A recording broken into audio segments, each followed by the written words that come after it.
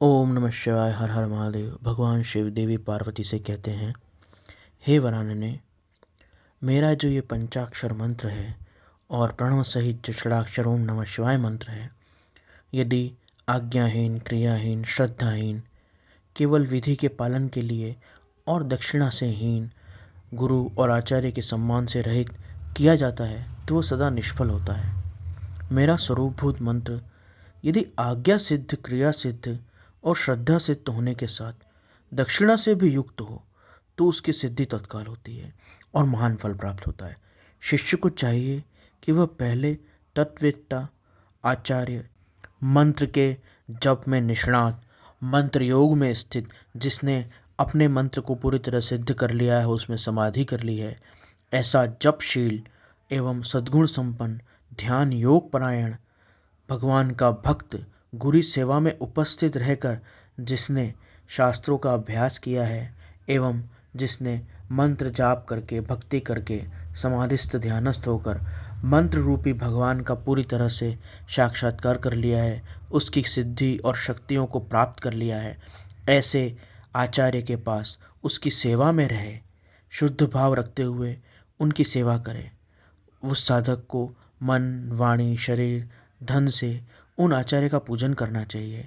यदि संपत्ति हो और वैभव हो तो उन गुरु को, उन आचार्य को भक्तिभाव से हाथी, घोड़े, रत्न, क्षेत्र, ग्रह आदि अर्पित करें यदि वह लेना चाहे तो, क्योंकि जो साधक इतने सिद्ध होंगे वो विरक्त भी होंगे। अतः अगर वो लेना चाहे तो उन्हें अर्पित करें। जो अपने लिए सिद्धि चाहता हो, जो मंत्र को जल्दी सफल करना चाहता हो, वह धन के दान में कृपणता न करे। जिन आचार्य अथवा गुरु से मंत्र लेना हो उन्हें उनके संतुष्टिपूर्वक अच्छे से दान दे। यदि वो लेने के इच्छुक हों तो उन्हें जो सामग्री आवश्यक लगे वह प्रदान करे। इसके अलावा अपने धन से गरीबों की, भूखों की, रोगीजनों की निस्वार्थ सेवा करे, उनके काम में आए। जो बोल नहीं सकते हैं, ऐसे बेजुबान पशु पक्षी हैं, उनकी जो बन सके सेवा करे, गाय को चारा आदि दे।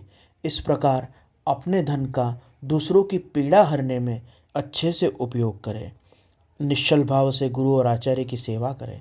यह सब उन्हीं साधकों के लिए है जिनके पास धन, वैभव, संपत्ति आदि भरपूर हो।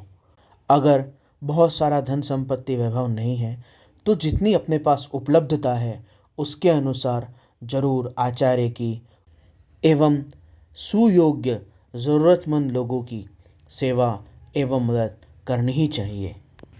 इस प्रकार जो परोपकार में रत रहकर, गुरु सेवा में रत रहकर और नियमों के अनुसार 1 वर्ष तक अपने आचार्य को संतुष्ट करे तो वह संतुष्ट हुए गुरु अपने उस शिष्य को, जो कि अहंकार रहित हो, सेवा में रह चुका हो, सेवा में उसका उत्साह हो, उपवास, व्रत, नियम आदि करके शुद्ध हुआ हो, उस शिष्य को पुनः विशेष शुद्धि के लिए पूर्ण कलश में रखे हुए पवित्र द्रव्ययुक्त मंत्र शुद्ध जल से नहलाकर चंदन, पुष्पमाला, वस्त्र, आभूषण द्वारा अलंकृत करे। उसे सुंदर वेशभूषा से आभूषित करे। तत्पश्चात शिष्य से ब्राह्मणों द्वारा पुण्यवाह वाचन करवाकर और पूजा करवाकर समुद्र तट पर, नदी किनारे, गौशाला में, देवालय में, किसी पवित्र स्थान में अथवा घर में सही समय आने पर शुभ काल, तिथि, नक्षत्र, सर्वदोष रहित शुभ योग देखकर गुरु अपने उस शिष्य को कृपापूर्वक विधि के अनुसार मेरा ज्ञान प्रदान करे। एकांत स्थान में अत्यंत प्रसन्नचित्त हो उच्च स्वर से हम दोनों के ओम नमः शिवाय और ओम नमः शिवाय इन उत्तम मंत्रों का शिष्य को भली भांति उच्चारण करवाए। बारंबार उच्चारण करवा के शिष्य को इस प्रकार आशीर्वाद दे, तुम्हारा कल्याण हो, तुम्हारा मंगल हो, शोभन हो, शुभ हो और प्रिय हो। इस तरह गुरु शिष्य को मंत्र और आज्ञा प्रदान करे। इस प्रकार गुरु से मंत्र लेकर एवं आज्ञा प्राप्त करके वह शिष्य एकाग्रचित्त हो संकल्प करके पुष्चरण पूर्वक प्रतिदिन उस मंत्र का जप करे। जब तक जीवन रहे तब तक अनन्य भाव से तत्परता पूर्वक नित्य 1008 मंत्रों का जप करे। ऐसा जो करता है वह परम गति को प्राप्त करता है। जो प्रतिदिन संयम में रहकर केवल रात में भोजन करता है और मंत्र के जितने अक्षर हैं उतने लाख का चौगुना जप आदरपूर्वक पूरा करता है, वह पुष्चरण करने वाला पौरश्चरणिक कहलाता है। जो पुष्चरण करने के पश्चात प्रतिदिन जप करता रहता है, उसके समान इस लोक में दूसरा कोई नहीं। वह स्वयं सिद्धिदायक सिद्ध महापुरुष हो जाता है।